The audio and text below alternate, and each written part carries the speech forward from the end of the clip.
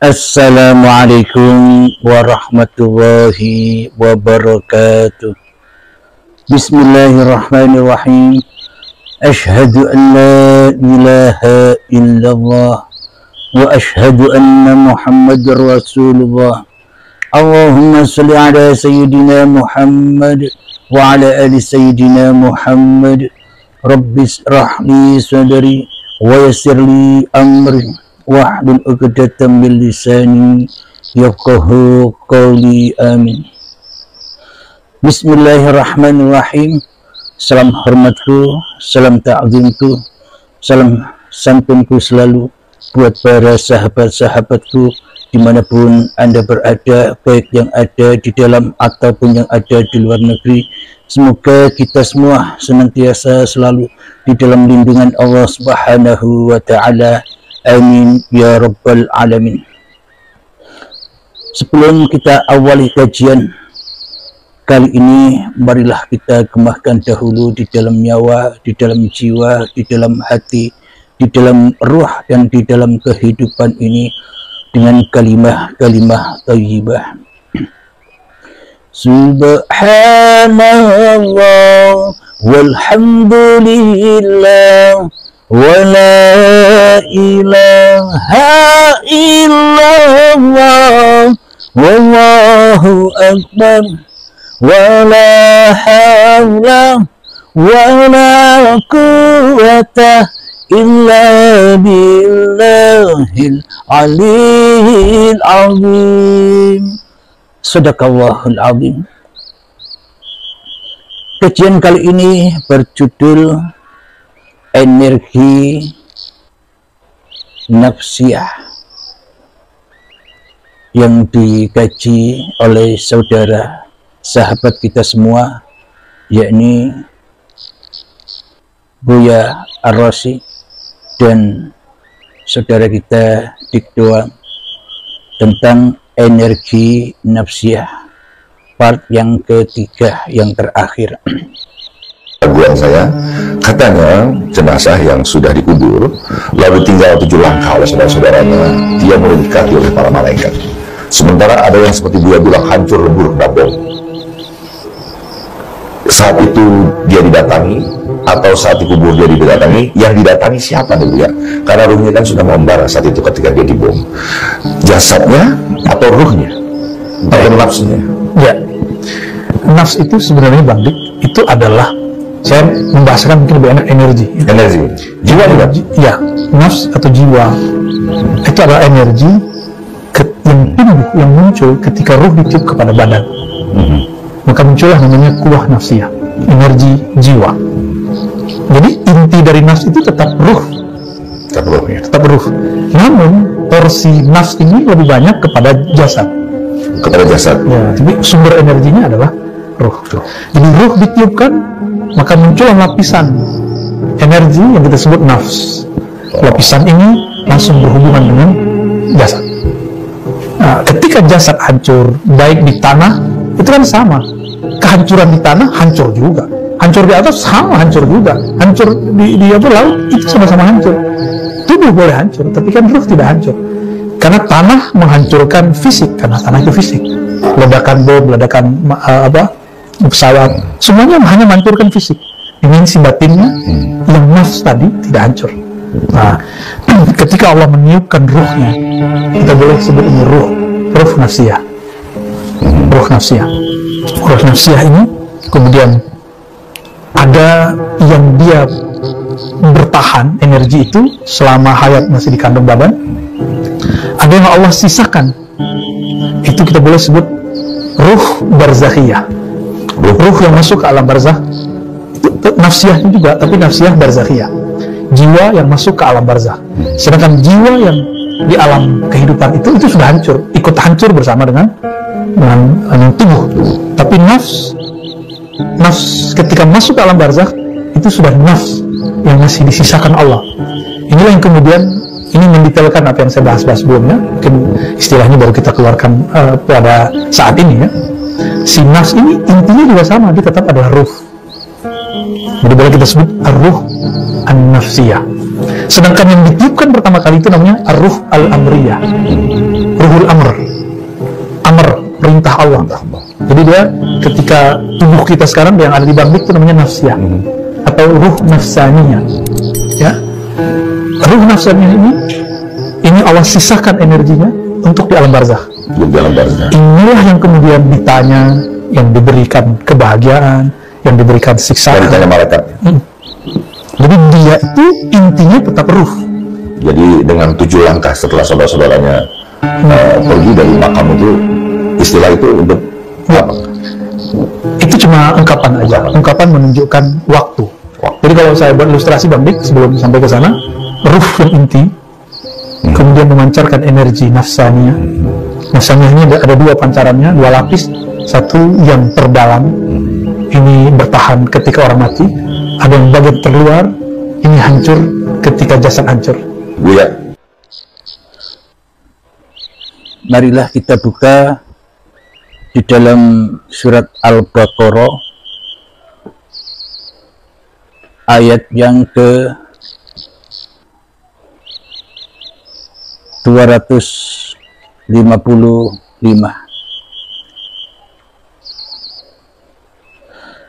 A'udzu billahi minasy syaithanir rajim. Bismillahirrahmanirrahim.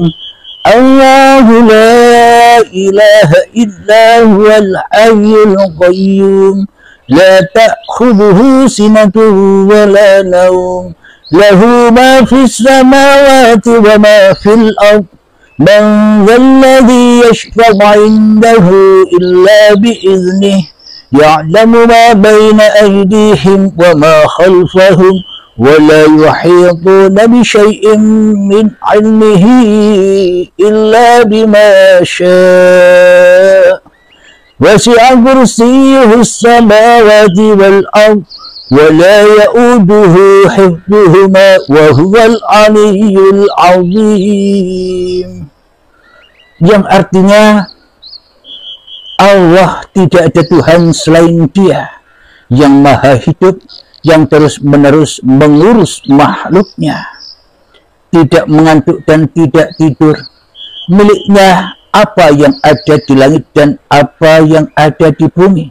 Tidak ada yang dapat memberi syafaat di sisinya tanpa izinnya. Dia mengetahui apa yang di hadapan mereka dan apa yang di belakang mereka. Dan mereka tidak mengetahui sesuatu apapun tentang ilmunya, melainkan apa yang Dia kehendaki. Kursinya meliputi langit dan bumi, dan Dia tidak merasa berat memelihara keduanya, dan Dia maha tinggi, maha besar. Shadaqallahul azim. Inilah ayat yang kita kaji tentang energi nafsiyah atau ruhullah itu. Allah tidak ada Tuhan selain Dia yang maha hidup, yang terus-menerus mengurus makhluknya. Jadi hakikat energi nafsiyah itu dialah qiyamuhu binafsihi. Siapakah dia energi nafsiyah itu? Siapakah dia ruhullah itu? Ya uripe Allah sendiri, uripe Allah dewe. Ketika kita masih ada, ketika kita masih merasa wujud, ketika kita masih merasa hidup, dan ketika kita masih merasa berkuasa atas diri kita, maka selamanya kita takkan pernah bertemu energi nafsiyallah, atau takkan bertemu dengan ruhullah. Kenapa? Karena roh sudah kita akui sebagai roh kita. Energi nafsiyah sudah kita akui, kita rampas sebagai milik kita. Sedangkan Allah tidak punya energi apapun bagi kita selama ini. Sedangkan Allah tak punya roh apapun bagi kita selama ini di hati kita. Apa buktinya? Allahnya gaib.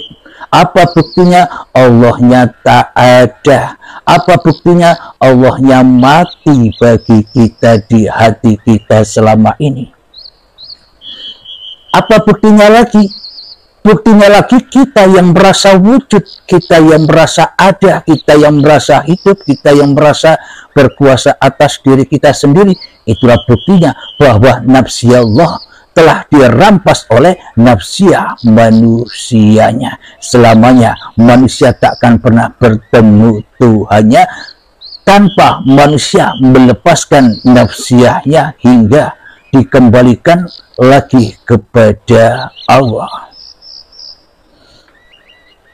Jadi jelas ayat di sini bahwa hidup yang telah lama sejak detik akil balik tiba, hidup inilah yang dimaksud.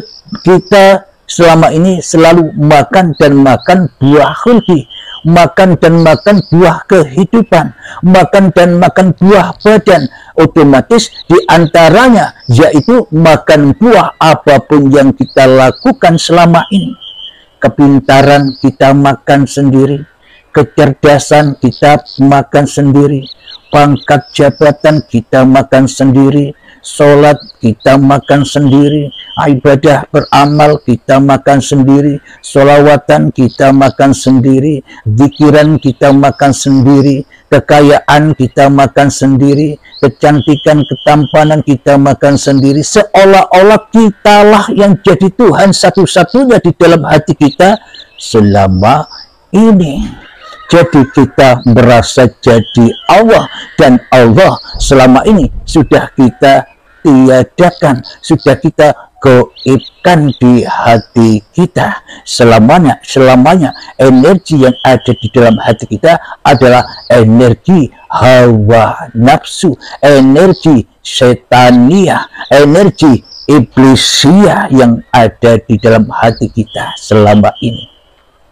Dan otomatis di dalamnya kita selalu dan selalu diutus, dirasuli, disuruh-suruh oleh iblis dan setan, sehingga hati kita, sehingga akhirat tempat pulang kita hanya kepada iblis dan setan, yakni linapsi di dalam kehidupan ini. Takkan pernah kita bisa lillahi ta'ala, meskipun niat-niat sudah kita kumandangkan, tapi yang jadi Tuhan masih diri kita, di hati kita. Semua percuma saja, dan semua hanya sia-sia saja, dan semuanya hanya mimpi. Mimpi aku adalah manusia, mimpi hidup ini adalah milikku, mimpi badan ini adalah badanku, mimpi aku adalah manusia yang bernama Abdul Halim, mimpi aku sebagai ayah dari anak-anakku, mimpi aku sebagai istri dari istriku, mimpi, dan semua apa yang kulakukan selama ini hanyalah mimpi doang, mimpi saja. Itulah di dalam mimpi kita ditunjukkan bahwa di dalam mimpi kita tak punya peran apapun, dan tak bisa kita memilih peran-peran yang kita perankan kecuali Allah yang memilihkan. Jadi benarlah bahwa ruh itu hanya ahad tunggal, tak ada roh lagi.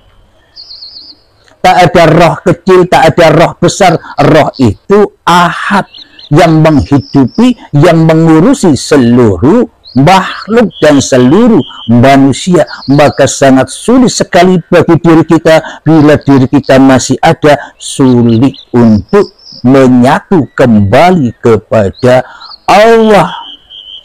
Kecuali kita hanya kembali kepada iblis dan setan yang selama ini kita anut sebagai pemimpin-pemimpin kita untuk jauh dari Allah, untuk selalu syirik kepada Allah, untuk selalu menyerupai Allah, untuk selalu ingkar kepada Allah, untuk selalu selingkuh dari Allah, dan untuk selalu mensekutukan Allah saja selama ini. Jadi sia-sialah ibadah kita. Jangankan ibadah kita, jangankan beragama kita, jangankan kita bertuhan selama ini, hidup kita saja, badan kita saja selama ini hanya sia-sia saja, bila yang jadi Tuhan di dalam hati kita masih diri kita, bila yang wujud di dalam hati kita masih diri kita, bila yang hidup di dalam hati kita masih diri kita. Bila yang berkuasa atas diri kita, masih diri kita semuanya percuma saja. Karena kita sudah mengaku-ngaku jadi Tuhan. Kita mengaku-ngaku jadi Allah tanpa kita sadari selama ini. Jadi jika kita sudah mendengarkan petuah-petuah hak dari Allah ini, maka bangunlah. Bangunlah dari tidur panjangmu, bangunlah dari mimpi-mimpi duniamu, beranjaklah, hijrahlah, kembalilah kepada Tuhanmu yang telah menciptakan kamu, kembalilah kepada Tuhanmu yang telah mengurusi kamu sejak dari tanah hingga saat ini, hingga sampai menjadi tanah lagi kelak. Kita lanjutkan, dia tidak mengantuk dan tidak tidur. Kadang ada sahabat yang bertanya, Kang Mas, bila hidup ini Allah, bila aku tidur berarti Allah kan juga tidur. Bila hidupku ini Allah, bila aku makan Allah berarti butuh makan. Bila hidup ini Allah, bila aku sholat berarti Allah nyembah Allah, yang sholat Allah, yang disembah Allah. Itu bagi sahabat-sahabat kita yang masih baru mengenal, baru memahami kajian-kajian di Uripe Allah ini. Jadi Allah tidak mengantuk dan tidak tidur, maknanya bagaimana? Coba kita hayati, kita resapi ketika Pak Dalang memainkan wayang-wayangnya. Ketika ada peran wayang di pagelaran itu, kemudian wayang yang satu tidak dipermainkan, sang dalang memainkan wayang yang lainnya. Itulah yang dimaksud tidur, ditidurkan wayangnya, kita diistirahatkan oleh Uripe Allah supaya sehat, supaya tidak capek, supaya panjang umur, semuanya demi kita sendiri, bukan demi Allah. Allah tak butuh apa-apa karena Allah lah yang memerankan seluruh manusia dan seluruh makhluk di alam raya ini. Ketika kita tidur, yang bangun masih banyak. Kalau hidup ini Allah, kalau aku tidur berarti Allah tidur. Bila hidup ini tidur, Allah tidur, berarti serentak tidurnya jamaah. Bila aku tidur, manusia di seluruh Indonesia, manusia di seluruh Rusia, manusia di seluruh Arab, manusia di seluruh dunia, serentak jamaah tidur semua. Hayawan-hayawannya tidur semua. Tumbuh-tumbuhannya tidur semua. Jadi hancur kiamat kalau begitu. Jadi Allah mendiamkan hambanya, menidurkan, dan Allah memainkan, menggerakkan yang lainnya. Ibarat begini, untuk mudah pemahamannya. Di dalam akuarium yang besar banyak terdapat ikan-ikan, miliaran ikan-ikan. Hidupnya ikan tergantung pada air. Air ada di dalam ikan dan air ada di luar ikan. Jadi ibaratkan bagaimana mungkin ikan mencari Tuhannya sementara ikan sudah di dalam Tuhannya. Bagaimana mungkin ikan mencari air yang menghidupi, yang menumbuhkan, yang menciptakannya sementara dirinya sudah di dalam air itu. Bagaimana mungkin manusia mencari Tuhannya sementara manusianya sudah berada di dalam Tuhannya. Al-insanu sirri wa ana sirruhu. Manusia itu adalah sebuah rahasia dan akulah yang merahasiai manusia. Jadi ketika di dalam air itu ada ikan yang tidur, ada ikan yang bangun, itulah yang dimaksud Allah Maha Perkasa meliputi seluruh apapun yang diciptakannya. Contoh lagi ilustrasinya, logikanya. Contoh baju yang kita pakai. Jadi baju yang kita pakai ibaratkan wayang, ibaratkan bayanganku. Tanpa aku bajuku tak ada. Dengan aku bajuku bisa ngapa-ngapain, bisa ikut ngaji begini. Tapi baju yang lainnya tidur semua di dalam almari. Baju yang lainnya dicuci atau dijemur. Nah, itulah yang dimaksud Uripe Allah meliputi seluruh makhluk-makhluknya. Jadi bila hidup ini Allah, maka Allah berkuasa atas seluruh makhluknya. Entah ketika kita ditidurkan, ya juga dikuasai Allah. Ketika kita dibangunkan, ya juga dikuasai Allah. Ketika kita didudukkan, ya juga dikuasai Allah. Ketika kita diberdirikan, ya juga dikuasai Allah. Ketika kita sholat juga dikuasai oleh Allah. Ketika kita beribadah, ketika kita bekerja, dan ketika kita ngapa-ngapain saja, semuanya sudah di dalam Allah. Karena urip iki uripe Allah, luar dan dalamnya Allah. Allah meliputi segala sesuatu. Inilah yang dimaksud energi nafsiyah. Inilah yang dimaksud ruhullah tunggal. Ibarat air di lautan yang menghidupi biliunan ikan-ikan. Ikan yang sudah di dalam air, seluruh makhluk yang diciptakannya sudah berada di dalam penciptanya sendiri. Bila tak ada penciptanya, bila Allah di atas langit, bagaimana mungkin kita bisa hidup? Bila Allah hanya di langit tempatnya, bila Allah hanya di kursinya Allah sana tempatnya, bagaimana mungkin kita bisa bergerak? Bagaimana mungkin kita bisa wujud? Bagaimana mungkin kita bisa ada? Bagaimana mungkin kita bisa sholat? Bagaimana mungkin kita bisa ibadah? Bagaimana mungkin kita bisa bersolawatan? Bagaimana mungkin kita bisa bekerja? Bagaimana mungkin kita bisa tersenyum, bisa marah, dan sebagainya? Bila tanpa Allah. Jadi Allah itu yang dimaksud langit itu ya hidup ini loh langit, badan ini loh bumi.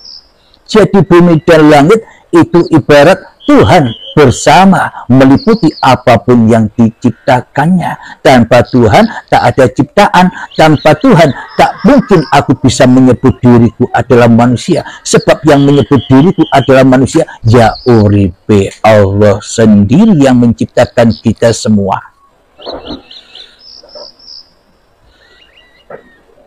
Miliknya lah apa yang ada di langit dan apa yang ada di bumi. Apa maknanya? Miliknya Allah lah hidup ini, milik Allah lah badan ini. Inilah yang dimaksud dohir batinnya Allah. Ini semua akan nyata, akan gamblang, akan nampak kewujudannya ketika kita sudah tak wujud lagi di hati kita. Ketika kita sudah terbaiat kembali kepada rahmatullah, maka yang ada hanyalah Allah sahaja.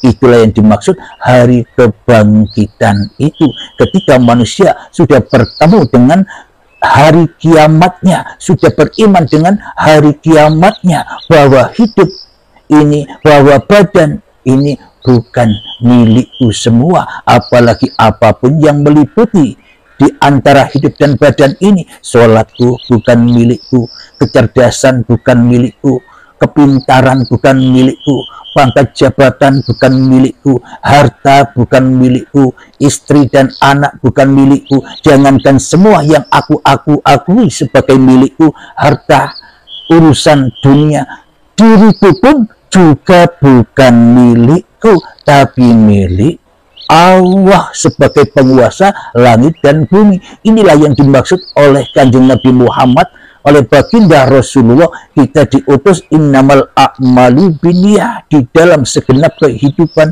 di dalam segenap apapun yang kita kerjakan, berdiri, duduk, makan, minum, ke kamar mandi, sholat, rebahan, ibadah dan sebagainya, innamal a'malu binniyah, di dalam tiap-tiap detik.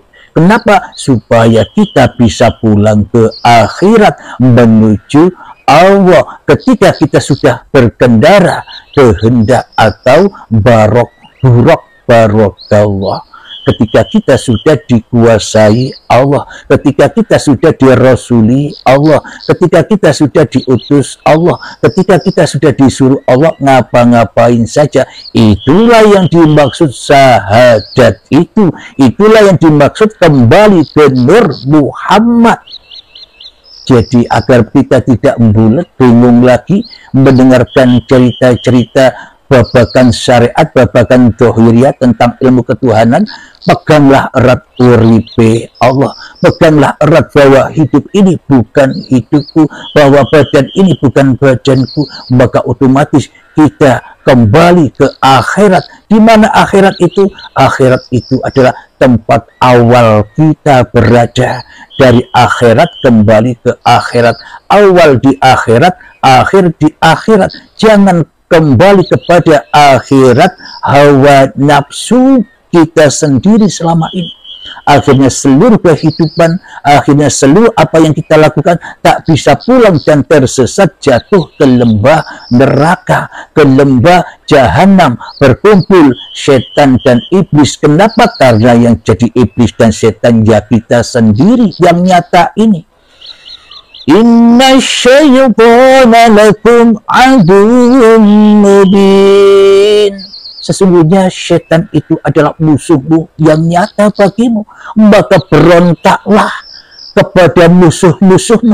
Apa maknanya? Berontaklah kepada dirimu agar bisa pulang kepada Tuhanmu. Dari gaib kembali ke gaib, dari mati kembali ke mati, dari tiada kembali kepada ketiadaan. Itulah yang dimaksud mutu qoblal maut, matilah sebelum matimu.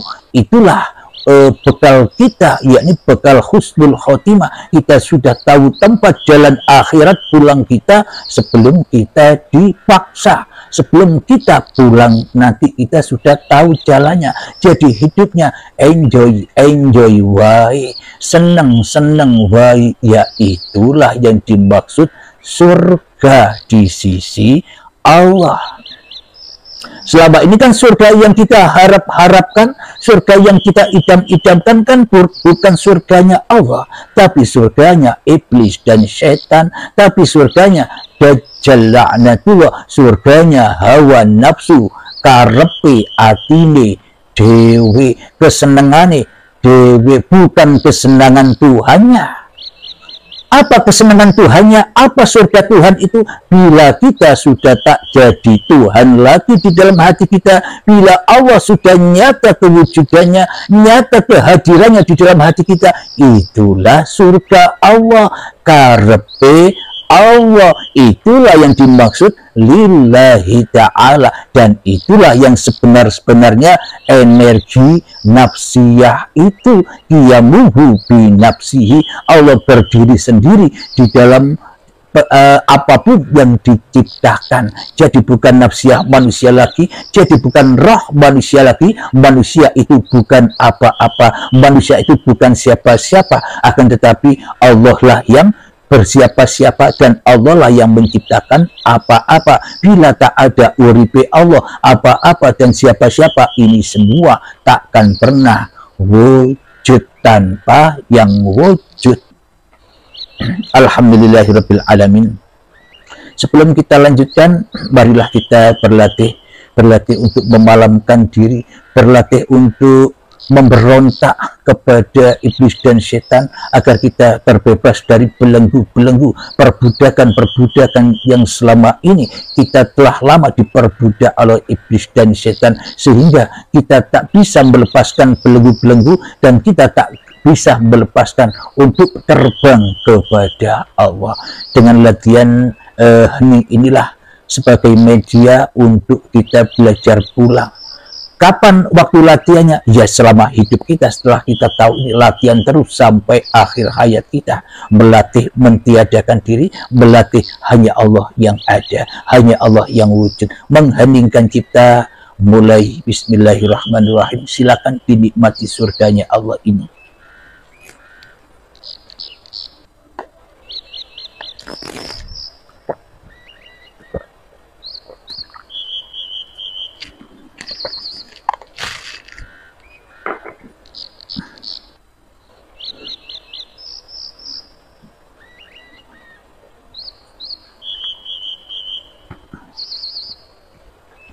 Alhamdulillahirabbil alamin. Mengheningkan cipta selesai. Kita lanjutkan. Apa sih energi nafsiyah itu? Apa sih ruhullah itu?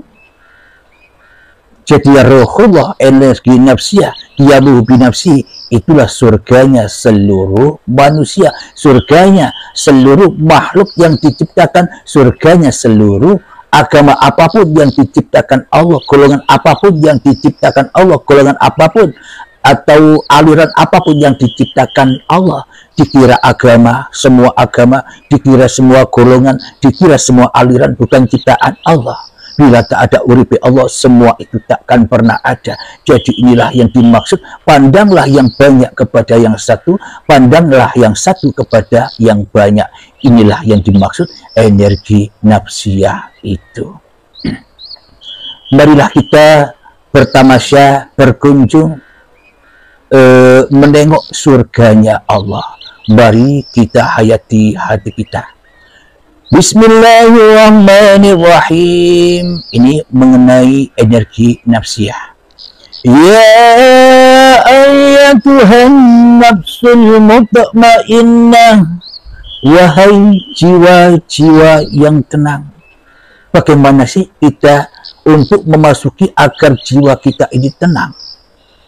Caranya adalah irji'i ila rabbiki radiyatan mardiyah. Pulangkanlah, relakanlah, ridhokanlah, pasrahkan lagi bahwa hidup dan badan ini bukan milik kita. Lengserkan ketuhanan yang ada di nafsiyah kita, lengserkan penguasa yang ada di hati kita, berontaklah kepada iblis dan setan, serta keluarlah jadi pengikut-pengikut Dajjal agar hatimu tenang, pulang kembali ke asal usulmu, yakni ketiadaanmu, yakni kegoibanmu. Berarti yang tak ada, berarti yang goib itu Tuhan apa kita. Jadi tergantung kita ini golongan iblis apa golongan ahlillah. Bila kita golongan iblis, maka Allahnya ya goib, Allahnya tidak jadi Tuhan, yang jadi Tuhan iblisnya. Itulah golongan iblis yang ada di neraka jahanam, yang mana hatinya selalu dibakar dan dibakar dengan urusan-urusan dunia.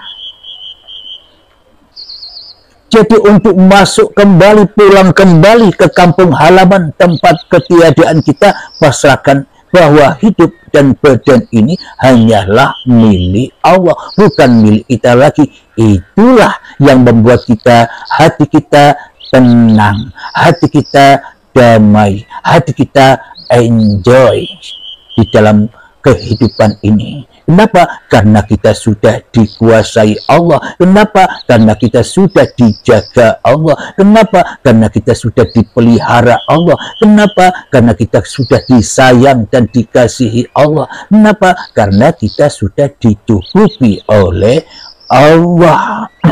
Bukan kita lagi yang memiliki kasih sayang, bukan kita lagi yang memiliki kesabaran, bukan kita lagi yang memiliki kemarahan, bukan kita lagi yang memiliki ketaatan dan kemaksiatan. Kenapa? Tanpa uripe Allah semua itu takkan pernah ada. Jadi tidak mungkin Allah menyesatkan kekasih-kekasihnya, karena Allah selalu menjaga kekasih-kekasihnya.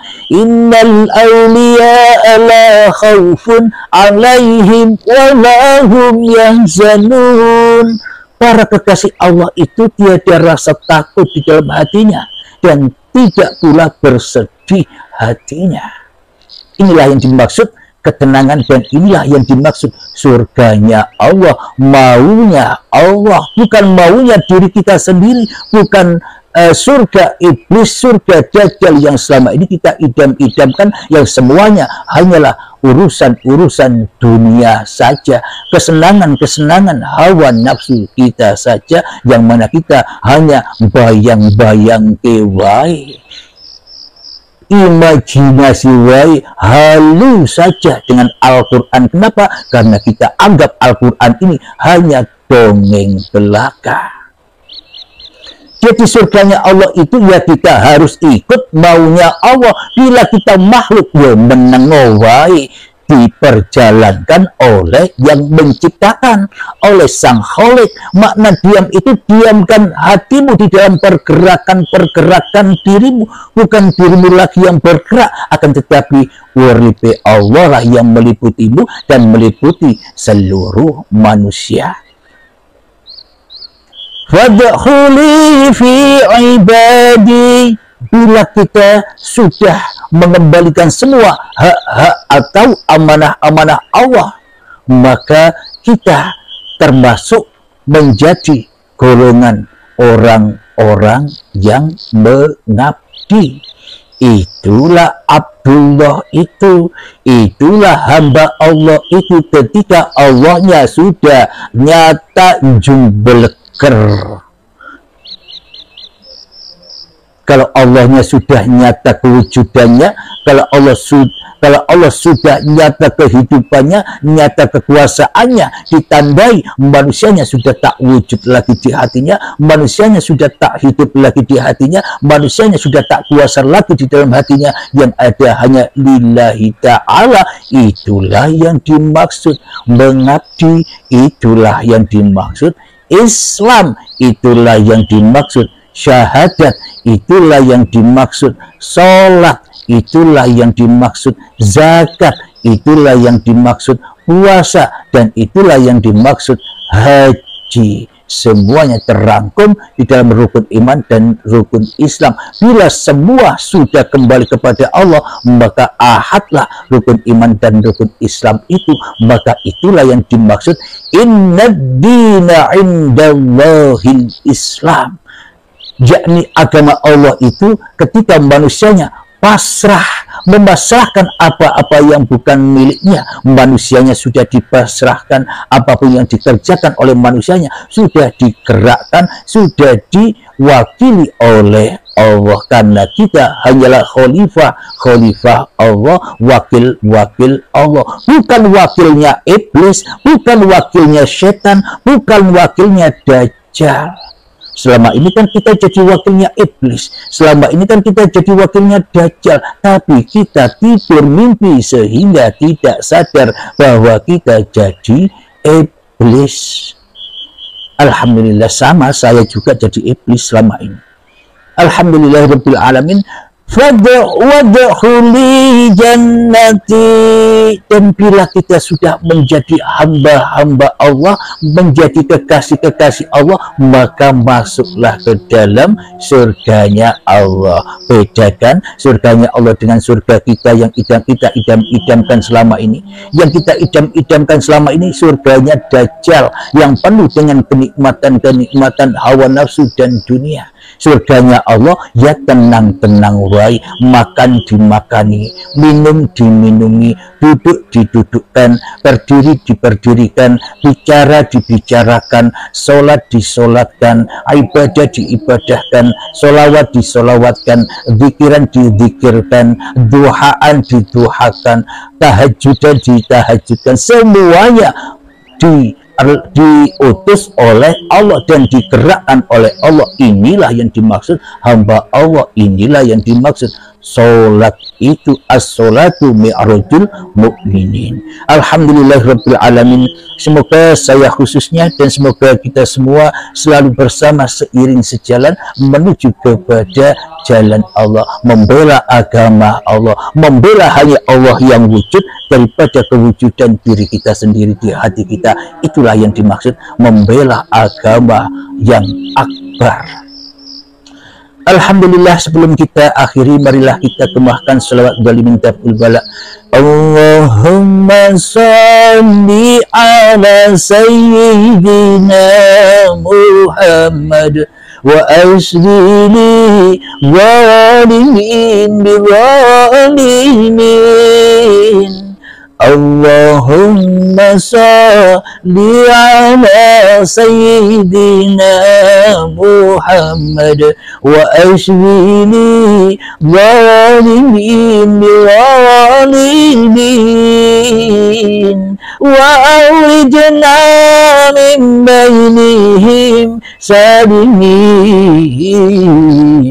wa ala alihi wa sahbihi ajma'in. Alhamdulillahi rabbil alamin.